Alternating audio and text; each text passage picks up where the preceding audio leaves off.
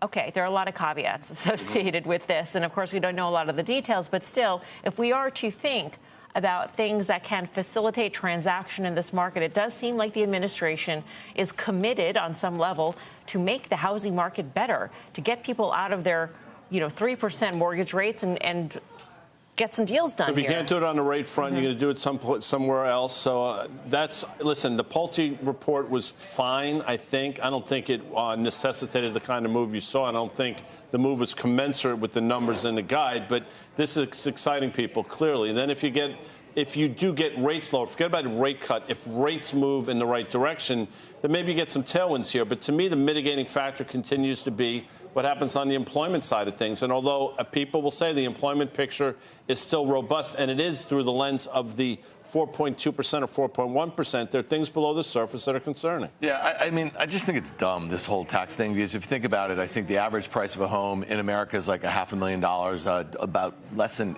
10%, maybe 8%, or over $1 million, right? So if you're talking about a cap gain that you're not going to have to be, taxed on, that sort of thing, well, you can already roll $500,000 a gain for a married couple into a new home untaxed. That exists right here. And I think that when you really break this down, the only thing it really does is make housing more unaffordable, if you think about it, right? If you're going to kind of roll into a higher priced home and you think that you're not going to have taxes, I don't think it really does anything for affordability for those folks that are looking to buy a first home. And that's even really if that unlocks supply?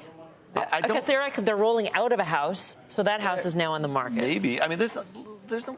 I mean, this is stupid. Okay, it's not going to happen anyway. You know what? I'm just saying. All right, let's talk about Pulte's earnings. Like this is dumb. I don't know. I think it's sort of interesting, right? And the reaction to it. I mean, so D.R. Horton, the earnings were very good. The response in the stock, I thought, was excessive, maybe a little bit. Yeah. But you know what? It's come from a long way down. I thought this was actually an interesting idea. Do you remember during the campaign when the Harris, the Harris team thought of a $25,000 cash for anyone buying a new home? Yes. Now, that seemed highly inflationary, right? Everybody then would have $25,000 and the price of all homes would go up $25,000.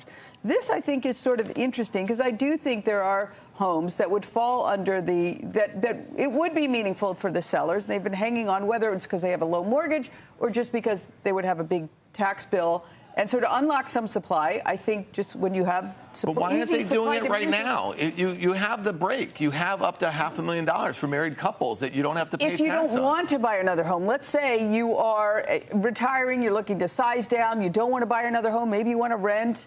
But those people, if you want to downsize, you don't need an extra. That doesn't really. If we just do the math, if the average home in America is about $500,000 and you already have a $500,000 benefit, and there's only 8% of homes that are above $1 million, and only 8% of the homes in America are valued over $1 million, it's netting out. One thing that I think would maybe make it a little more interesting if we said, all right, we're going to have this for 2 years. And then that's it. Oh. And I think that would maybe give some impetus to sellers who are maybe on the fence. And so if you do unlock supply, I don't know, I sort of think it's interesting, the response in all of the stocks related, the Home Depots and the furniture and Zillow, which is my sort of biggest position related to real estate. If you have more activity on a platform, that's great margin improvement.